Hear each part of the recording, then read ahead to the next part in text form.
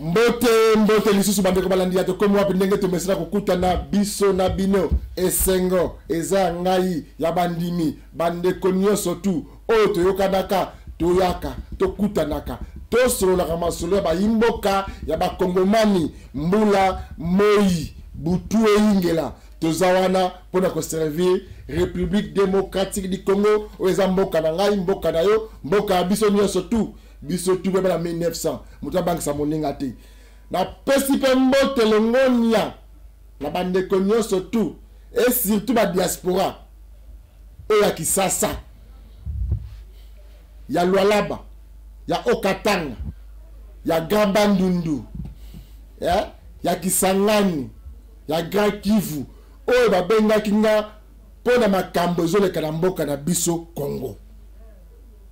Dans la lobaki que la bandale eko dinda ce que mbule beti edindi matete kolobate komisal ya vie de Kisasa matete mena komitu na boyi mesle beaucoup messe ou encore déjà commune matete lelo ozoye bake question pour un champion ba retournaka na 2024 ndenge matete komaka salité na zaka beaucoup messe na tel ba ko komba nani mesle beaucoup messe tel salité.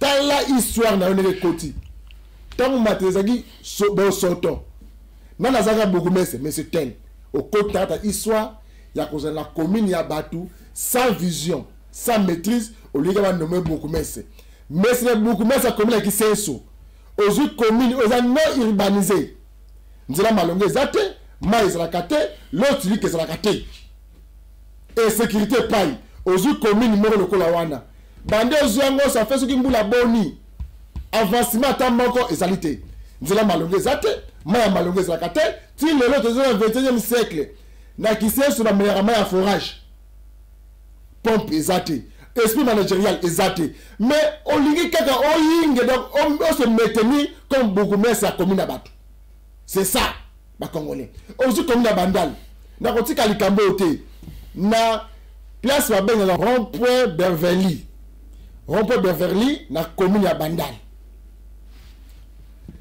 Et qui s'est dit tonga na repesa ba ordre ba bourgmestre et comme parking na ba wenzi. Lelo esika wana soki mbule beti mai ekodinda bandaka bate kodinda. Conséquence et comme wenzi et comme parking salon mais la marasuste c'est la commune ya Bandal. Quand on a bloc c'est mbule beti. Batma kodinda. Maki entretien. C'est ce que nous avons na état commune à boy. Ozu commune la commune matete. Commune urbanisée. Mundele atike yango a classé biloko nyosu malamu. Mais les gens sont boule beti la commune wana. Et tezo commune. Mais c'est beaucoup mais. Boli nyamoko zamboka. To sungana na mboka oyo. Mais n'y a besoin que nango comme si bati musu bazala susciter ya mboka oyo bonga. Si kana betre ma solo ya Assemblée provinciale ville de Kisasa. Vous n'avez pas Mbokoso. Aboko Tika et Bonga. Azalaki président Oyo. Azola ba faire courante. Azola ba faire courante. Il y a Assemblée provinciale. Président à bureau d'âge. Azalaki voté. Élection salama. Abo élection salama.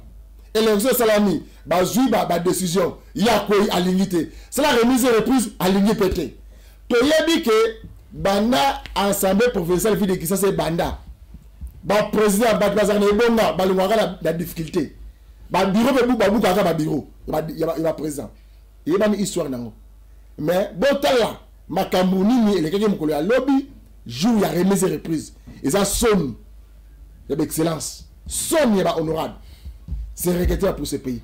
Bon, je imagine vous comprendre qui est Mbokoso. Mbokoso a dit réellement Nani. Votre image. Président, je vous ai vu. Honorable président, j'étais dans votre bureau.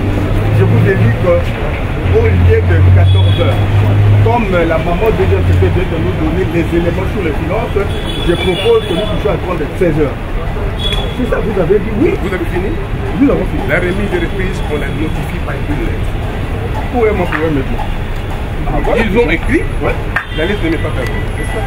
Non, la lettre vous est parvenue parce que nous avons l'accusé de réception. Si vous refusez de faire la remise des repris, d'après cela, dites-nous, je refuse de faire la remise des repris. Parce que le PV est là. L'administration a tout préparé. Vous faites la remise des repris, c'est facile. Vous avez l'accusé de réception? De quoi? De la lettre. Demandez l'accusé de réception. Mais pourquoi vous avez demandé à moi? Mais ils disent que c'est vous qu'on a déposé. Ce n'est pas chez moi. Ils disent la vérité. Mais vous avez dit qu'il y a 16 heures. Non, moi je n'ai pas dit 16 heures. Moi je dis la vérité. C'est demain. Alors où est mon problème maintenant? Et ils disent qu'ils ont envoyé une lettre et qu'ils ne sont pas dans ce débat.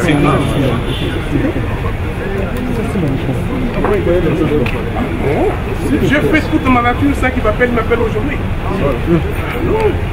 Donc c'est ça. Alors c'est pas le problème. Je vais parler à la presse. Oui, vous en parlez. Président. Messieurs de la presse. Président, vous avez compris. Nous c'est la force du progrès, l'élite de presse. On est là dehors. Non, non, on est venu défendre les nouveaux candidats gouverneurs qui candidat président. Mais oui, mais tu dois faire les remises et reprises. Je dois faire la remise et reprise. Mais oui, mais pourquoi tu réponds? La force du progrès dehors ici. Vous allez le faire. Vous allez le faire. Je dois faire. Il vous écoute. Il vous écoute. Il a vu ça. Il va le faire. Ok. Suivez-moi maintenant. Nous allons prendre ça après. Merci, je fais. Bomoni non? Bomoni hein? Voilà réaction. Bayokana qui l'a eu bas la remise et reprise. Na président Zokota, président bureau définitif, Lévin Bouta, Elia Kimbanseke. Baya bas la remise et reprise. Ndeko na biso mboko so aboyi. Ale ba yi makambo ote. Ndeko na ngai. Oza honorable. Oyebi définition oza honorable. Il faut savoir ça sort ba mbeko ya mboka Congo. Tala ba vanti, ba théâtre, ba maboke. Toke kuna la grand limulu na Assemblée nationale. O mokolo kaka ya lobby. Boyoka kike kuna bandeko nyonso ya Union Sacrée bako sangana. Vital Kamerhe, Mbosso, Bahati Lukwebo, bakene koluka nani ya kozala. Vraiment kitani ya Mbosso comme candidat à Union Sacrée à côté du bureau définitif de l'Assemblée nationale. Baimisa Touana. Boyebi Kemi Balé Bakoyaki, Mbosso, Nande Rabiso Bahati, Bakoyi, Vital Kamerhe, Atikala Kiyemoko, Bokolanda, réaction après, qu'on pronaye comme candidat à Union Sacrée dans l'Assemblée nationale. Bokolanda Bekara Mokolo Alobi, Nene Konzamboka, président Fachi Beton, Ayambaki, Ndekona Bisso. Vital Kamerhe, alors qu'on est déjà présent à l'Assemblée nationale. Bazo Ben est déjà pas présent de la République, présent à l'Assemblée nationale. Est-ce que l'élection conservative que vous avez souhaité? Bon, on a image. L'UDPS, il n'y a pas eu de débat pour la primature, mais pour vous, il passe par le primaire.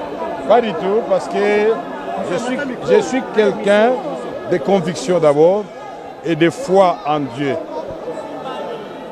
Je n'avais jamais demandé d'être candidat président de l'Assemblée nationale. J'étais en réalité le choix du président de la République depuis plus de 2 mois. Les autres sont venus exprimer leur desiderata. Le président a essayé d'aplanir les angles des uns et des autres. Et puis finalement il a dit pourquoi pas. Ce n'est même pas lui qui a dit, c'est l'un de nous qui a dit mais pourquoi pas nous renvoyer aux primaires. Parce que le président nous a donné plusieurs opportunités d'être ailleurs qu'au Parlement. Et moi, j'étais convaincu qu'avec le travail inachevé, injustement, que j'avais fait au Parlement et au regard des enjeux dans la région des Grands Lacs, ma place était ici, en dehors de la primature. J'ai accepté, et nous tous nous avons accepté, sportivement de nous livrer à ces primaires. Ça fait rehausser la démocratie en République démocratique du Congo. C'est pas facile. Le cœur bat la chamade là-bas. Quand on commence à citer les noms, Kamerhe, Mbosso, Bahati, Kamerhe, Mbosso, Bahati, c'est pas facile. Mais nous sommes des politiciens. Nous savons que des sommes, des échecs, toujours on arrive à la réussite. Mitterrand avait fait 21 ans avant d'accéder à la présidence de la République. En 30 secondes, vous revenez après combien d'années ici avec ces ambitions d'être à la tête de l'Assemblée nationale? Est-ce qu'on peut compter sur vous pour certaines réformes institutionnelles? Après 15 ans exactement, et vous pouvez compter sur moi, puisqu'en peu de temps déjà, en 2 ans et 3 mois, j'avais fait beaucoup de réformes. Et là, j'en ai beaucoup dans ma tête, déjà en préparation. Si le gouvernement est en retard, moi, je vais les faire sous forme de propositions, de loi, et on avance parce qu'il y a des possibilités. Est-ce qu'on peut vous craindre comme président de l'Assemblée nationale devant certaines questions délicates du pays? Peut-être que ça ne peut pas marcher avec... Non, moi je voudrais réhabiliter l'Assemblée nationale, que les gens respectent l'Assemblée nationale, puisque les institutions de la République sont connues et bien listées dans la Constitution. Il y a le président de la République, qui est la première institution, il y a l'Assemblée nationale, qui est la deuxième institution, il y a le Sénat, qui est la troisième institution, il y a le gouvernement, qui est la quatrième institution, et les cours et tribunaux, cinquième institution. Et une autre institution dont on ne parle pas assez, mais que vous connaissez, c'est les médias. C'est une force et un pouvoir. Et donc, nous allons faire en sorte que nous puissions réhabiliter l'Assemblée nationale. Nous allons faire en sorte que les députés nationaux soient respectés au même titre que les sénateurs américains, au même titre que les députés français. Que le ministre, quand il est interpellé, qu'il se prépare en conséquence parce que nous allons évaluer constamment le travail des ministres pour aider le président de la République à réaliser son rêve des 6 promesses faites au peuple congolais. Nous le ferons dans la loyauté et dans le respect de séparation des pouvoirs. Que personne n'ait peur. Ce n'est pas la première fois que je le fais. Excellence, Monsieur le Président, l'honorable Vital Kamerhe. Monsieur le Président de l'Assemblée nationale, félicitations. Mes respects, Excellence. Mes respects et merci pour tout. Merci pour tout. Aujourd'hui, c'est un grand jour. Merci. Félicitations. Loyauté réitérée. Bon, Moni, voilà ça, bon, on Vital Kamerhe. Bolandi, après, qu'on a député, réaction à Libanda, awa sikoyo côté monsieur le président de la République Yemoko après manifestation ayambi a PC mbote ya kolade ba sololi bon comprendre que Fati Beton azaka Beton moi na Etienne Tshisekedi wa Mulumba awa sikoyo to que la province mususu kuena Okatanga biso nyonso tout na ndenge ba vidéo ya entreprise oyo KPN Manning bon moni chinois na munduki ba ose de chinois na munduki ba chinois oyo ba komaki ceux qui ba soda ceux qui ba fake ceux qui la police na kata RDC sans autorisation ba komozo manduki na entreprise wa be KPN Manning eza kuna la likasi ba lobby paraît sur 12 chinois ba 12 chinois ba kangaki 9 bazongi si na mboka na bango 3 tisiko bazongi na auditorat maintenant kosala bona na déclaration ya ba yimboka ya ba kongomani oyo ba travailler ya KPN Manning oyo za likasi boko mona biloko ba liaka ba kosala musala ya minerai kata mboka na biso moko biso ba congolais ko lia pasi ko la pasi toilette za la kate place ya kosala zongo inene ezate zongo ike ezate c'est pas normal. C'est pas normal. Bandeko, basaki déclaration à kafu kafu. Batindeli mwana somi ekolo Congo. Molobele ba yimboka, molobele ba pauvre parce que ngayawa na lobela ba gayarti. Soko moyo na mbongo bonga, kenelo ke ba chaîne mususu. Ngana za awa na bana bitike, bato bazanga ba lobeli. Ngana kolanda bango bayawa to yokana to solola nini ekolekela bango po ba konzi ba meko ko solution. Nazana bana bato bazanga. Pour la battre babola ninga na zawana bona na déclaration ya bande ko na biso ya KPN Manning ndenge balobaki na oyo ba ko senga memo na bango. C'est dans la forme qu'il convienne au parti d'adopter pour autant qu'il comporte les énonciations visées à l'article 212 du présent code. À défaut d'écrire, le contrat est présumé jusqu'à preuve du contraire avoir été conclu pour une durée indéterminée.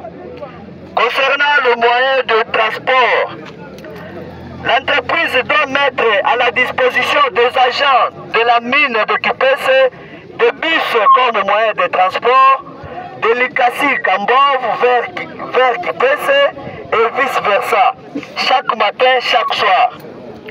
De sorte que les agents vivent à Likasi ou Kambov peuvent commencer à passer nuit dans leur maison et non en bourse dans des bâches.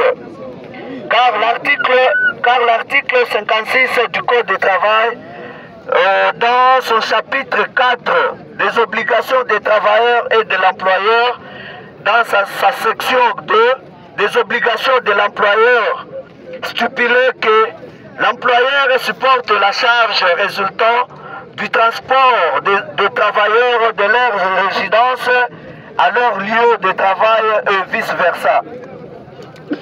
Concernant le repos, que le travail se fasse pendant 4 jours, 4 nuits et 4 repos, et que les heures de prestations journalières et hebdomadaires ne dépassent pas les 9 heures par jour au maximum et 45 heures par semaine selon les articles 119 et 120 du Code du travail congolais.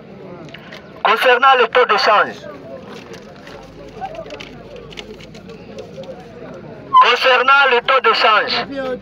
que le paiement se fasse au taux officiel de la Banque centrale du Congo. Concernant la restauration, que l'entreprise améliore la restauration de tous les agents du point de vue de la qualité, de la quantité et de la propriété des aliments ainsi que de la cuisine.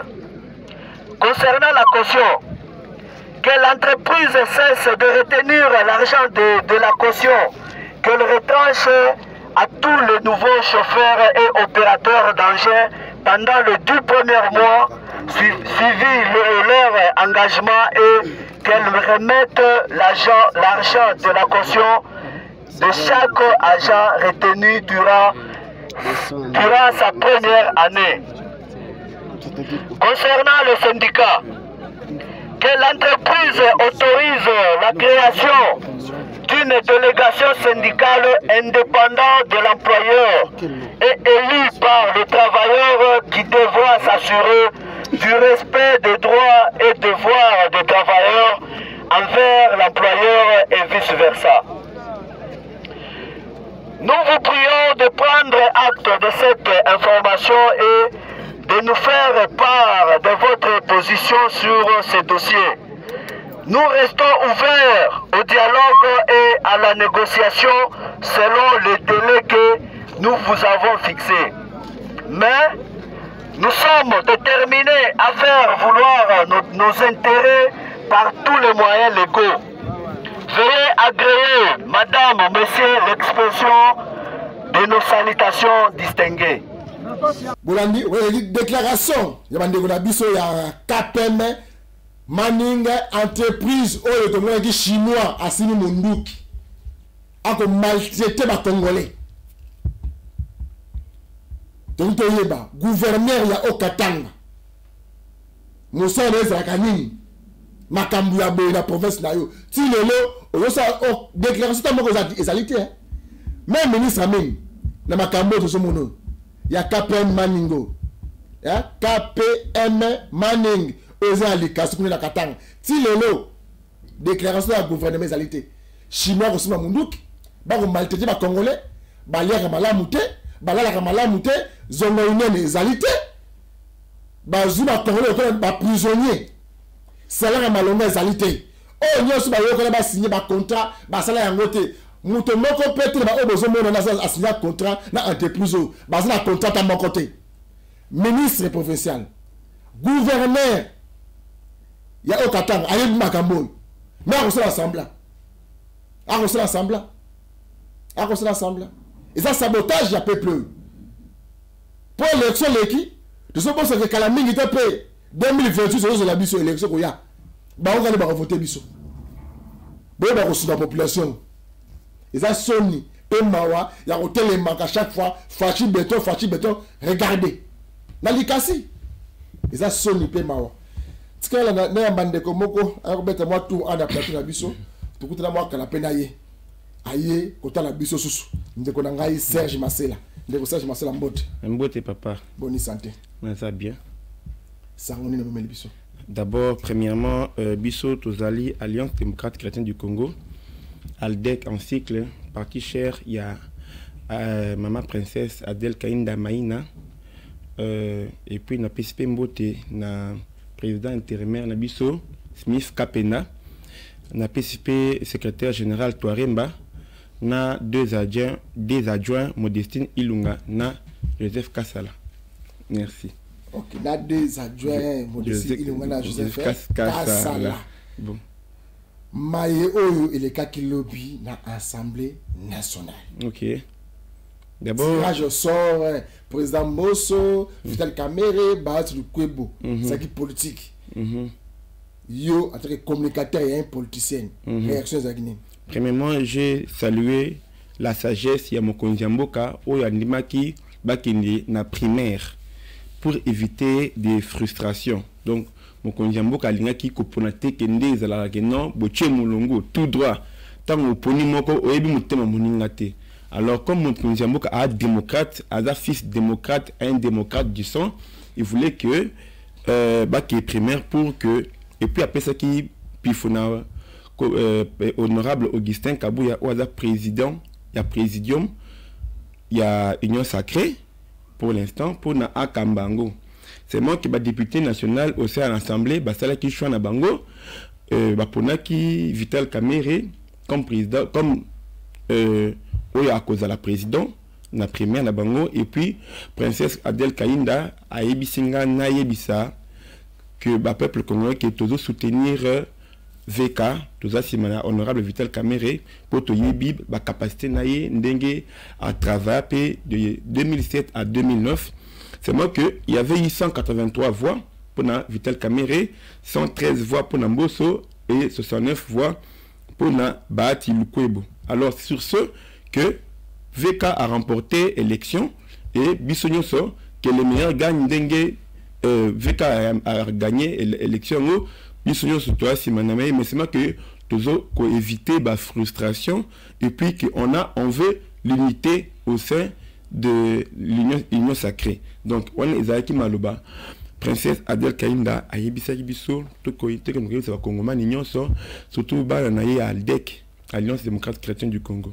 Ok, Tolanda Kibino ndenge consultation au premier ministre Jidi Tuluka azoko organisé to moni ayamba Kibino. Oui. Bo solo laki. Ok. Tunto yeba.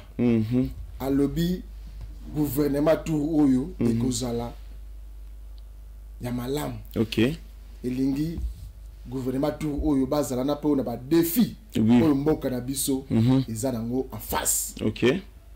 Réaction dans le temps où Yambanaki. Et puis président il y a ALDEC azaki face na Judith Tuluka premier ministre ya mboka Congo. Oui, biso to c'est là qui ndenge mama Judith Tuluka ayami biso parce que biso to ALDEC to une force politique et puis maman Tuluka ayebi maman Adèle Kainda bien parce que bango so qui ba ministre d'état au sein de ya gouvernement Sama 2.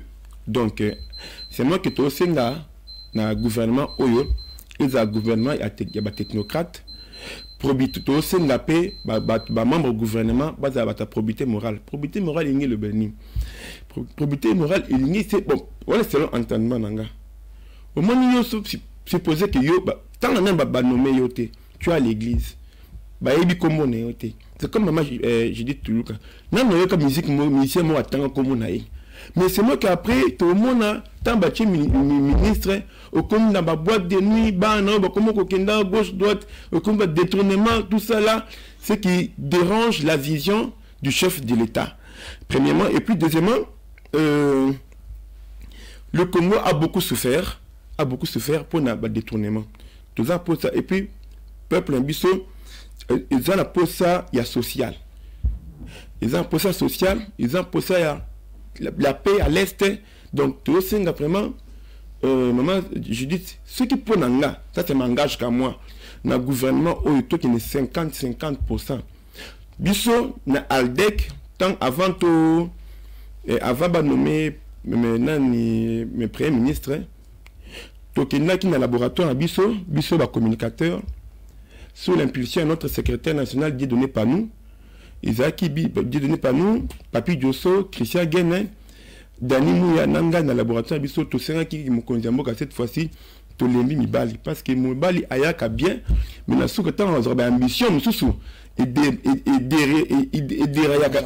derrière même volonté politique naé tout le monde yango par to boko tanga bakombo parce que c'est pas notre nom on est poli et tout le monde que maman abatelaka maman ayibakate maman azamutu o abatela ndako donc ce qui ndako une bonne femme on reconnaît une bonne maison à partir d'une bonne femme et mokonzi mboka pe alandaki biso gloire à Dieu à Tchepe maman Tuluka et puis on était les partis les plus heureux à Kibiso le parti politique parce que tu as une capacité naïe ndenge à Camille ministère à plan ma Judith et puis le reste on va voir après on va juger sur le terrain. Je voudrais que maman Tuluka beaucoup de gens ont ses chances pour y biéter mais biso ses chances Aza une femme dure une femme ferme une femme de parole une femme de sanction parce que on reconnaît une personnalité par la sanction donc c'est un peu ça. Ok, c'est un peu ça. Tant bino ce que vous connaissez beaucoup de nanaï ayambe bino eli kana bino ça fait besoin sous le gouvernement oyo ya premier ministre oyo vous connaissez autant non sikoyo bino besoin combien de députés bon poids politique c'est ça besoin de la simelo konini oyo ko ça que bino boyinga suna bonga comme ministre. Moni princesse biso tozana député moni princesse Adèle Kainda yemoko poids politique na yemoko déjà elle pèse à un poids il y a 30 députés tam so boyebité poids politique ils ont un nombre de députés au moins par exemple princesse Adèle Kainda a Kambi ministère à portefeuille il y a eu un bilan positif premièrement à côté portefeuille très sale to bongisi en to comme ça très pauvre jusqu'à ce que to pèse en maison verte. Deuxièmement, tout en entreprise publique. Maman princesse Adèle Kaina a eu à Kouti, on a avec les arriérés il y a 2-3 ans. Nyongo ici là. À Kouti, on a plus de 1200 retraités.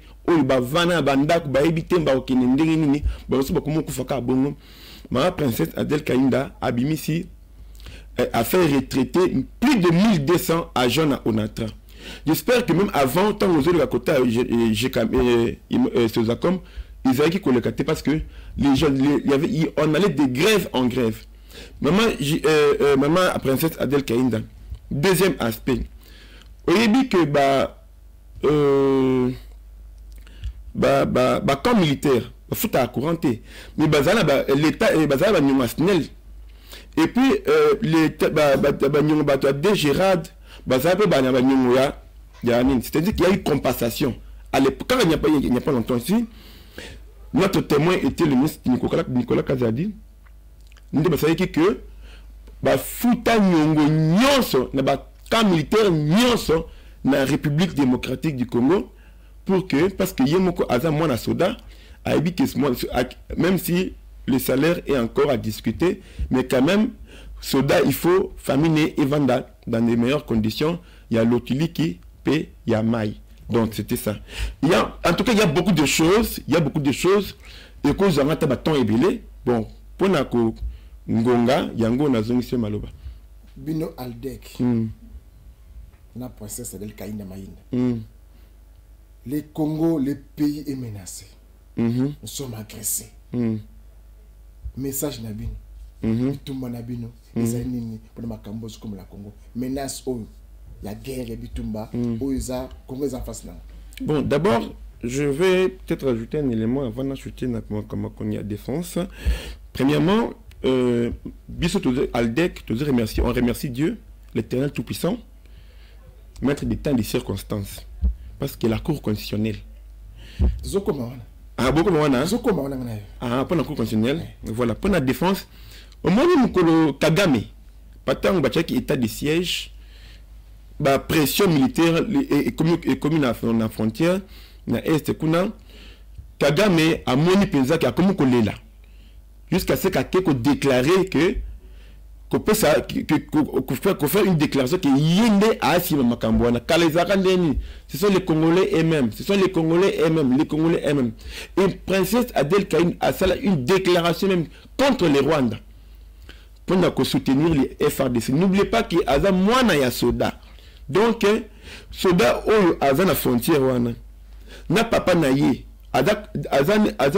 Collègue, il y a papa naïe. De heureusement, elle a souffert. Donc, à vous comprendre la souffrance, il y a des militaires, seulement que nous travaillons d'arrache-pied via notre ministre de la Défense, Jean-Pierre Bemba, a confiance, il y a Mokonzi Mboka, et puis on sait que la justice de Dieu, il y en a, et que Tokolong a bitumbo. Donc, la justice de Dieu, il y en a.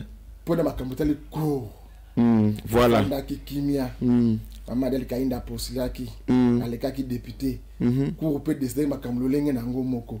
Tant cours est confirmé sur candidature. Il y a bel et bien mon assomi en Boka Congo, Princesse Adèle Kaïnda, et définitivement, il y a territoire, il y a Sandoa. Bon. Premièrement, tous les remercier, nous avons pour Bissou, tous les partis chrétiens, tous les d'obédience chrétienne. Princesse Adèle Kaïnda n'a pas besoin de se remercier à Kinzambe parce que Kinzambe a les mettre du temps et des circonstances.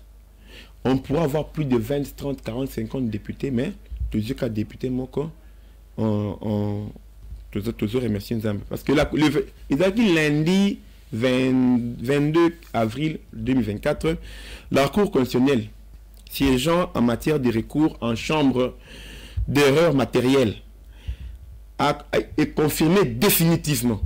Donc, chambre d'erreur matérielle est confirmé définitivement que l'étoile verte de Sandoa, l'élu naturel, parce que Adèle Kaïnda Aza élu naturel, il y a Sandoa. Depuis que l'élection est en Mboka, ou Toba député, depuis 2000, c'est toujours Adèle Kaïnda qui est député. Aza qui est député en 2000 à l'époque à Musée, député en 2003,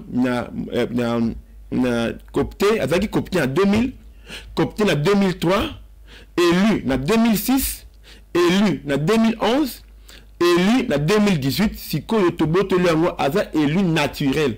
De ce que vous avez dit, Sando, Olimino Ozwate, dans Sando, qui n'est pas possible dans Sando, parce que le peuple de Sandoa ne jure que sur Adèle Kaïnda, parce que Namoko Nazala Kiwananaye. J'ai vu de ce que la princesse a sali na Sandoa, Aza Yemoko. Bien que, à l'objet que c'est encore moins de 50%. Mais je me suis dit que construire plus de 15 églises, églises kimbangistes, églises, en tout cas, l'église des Ébélés, que moi j'ai vu.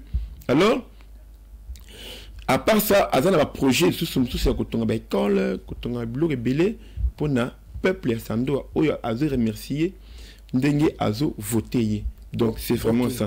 Message à Soukada Ropé, après l'émission, passage de mon Kromalelo, dans 4 émissions, comme moi, puis vous allez communicateur, il y a Aldec, vous allez parti cher, il y a princesse Adèle Kaïnda Maïna, ministre à portefeuille, moi, je suis au Congo, au Congolais à Sandoa, Benga Kingaï, dans le terrain comme école Wanate, mais ce que le lot, côté la 4 il y a listing comment au foot par mois ils ont gassé à maman on a bien attendre à comboter yemoka yebi nenga memara document na bango bazo arrêté côté taper na 4 il y a ma cambo tali l'état côté na côté tabazo benga ba enseignant une grande partie ba enseignant à Sandoa a PC merci mingi na maman qui pendant donc message na wana tala caméra na biso au pesa message na ba diminuer surtout.